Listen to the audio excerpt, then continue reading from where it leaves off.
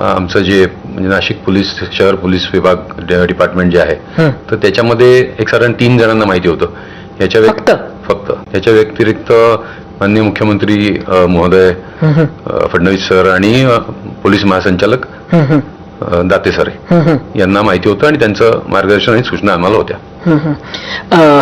म्हणजे पहिले तुम्ही ती केस अगदी फुलप्रूफ करून घेतली असं म्हणायला पाहिजे.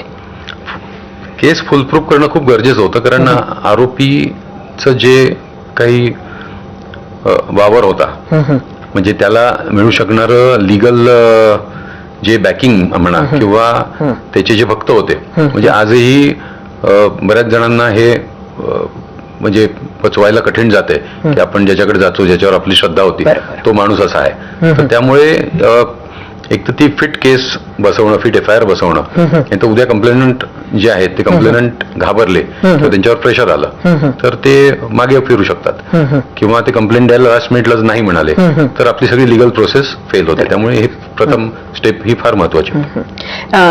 एक अशी चर्चा आहे किंवा अशी माहिती आहे की सर्वप्रथम त्याच्या ऑफिसमध्ये काम करणारी एक व्यक्ती किंवा मदत मागायला गेलेली एक व्यक्ती ही एका आमदाराकडे गेली अशा पद्धतीचं होतंय किंवा असे काहीतरी व्हिडिओज घेऊन ती व्यक्ती पहिले कुठल्या तरी आमदाराकडे गेली, पण आमदारानं ते प्रकरण पोलिसांकडे किंवा समोर आणण्यापेक्षा खुद्द अशोक खरातलाच सांगितलं आणि त्यामुळे त्यावेळेला ते प्रकरण दाबल्या गेलं. ह्यात किती तथ्य आहे? हे आता मीडिया रिपोर्ट्स मधूनच माझ्याही लक्षात आलं, पण अशी माहिती आमच्याकडे तरी आतापर्यंत आलेली नाहीये. खरं तर म्हणजे आपण स्वतःही म्हणालात इतकी पॉवरफुल लोकांशी खरात यांचे संबंध होते. आम्ही फोटोग्राफ्स बघतोच आहोत, रोज नवीन फोटो येतो. तर ऑपरेशन खरात इम्प्लिमेंट करणं किती कठीण होतं? अजिबात कठीण नव्हतं, कारण एकदा आदेश आलेले आहेत माननीय गृहमंत्री आणि पोलीस महासंचालक यांच्याकडून आणि महाराष्ट्र पोलीस दल मला वाटते कुठल्याही चॅलेंजेस किंवा कुठल्याही कठीण परिस्थितीला सहज सामोरे जायला फार सक्षम आहे. त्याला जेव्हा तुम्ही अटक करायला गेला होता तेव्हा तिथली परिस्थिती म्हणजे तो जो होता तो अत्यंत रिलॅक्स्ड होता का? काय सीन होता तिथे? आमच्या लोकांनी जेव्हा त्यांना ताब्यात घ्यायला गेलं तेव्हा त्या ठिकाणी एक पॅनिक झाला, कारण आपल्यावर कोणी हात घालू शकतं हे त्यांनी कधी विचार नव्हता केला. म्हणजे ते भविष्य त्यांनी कदाचित बघितलं नव्हतं कधी. बरोबर.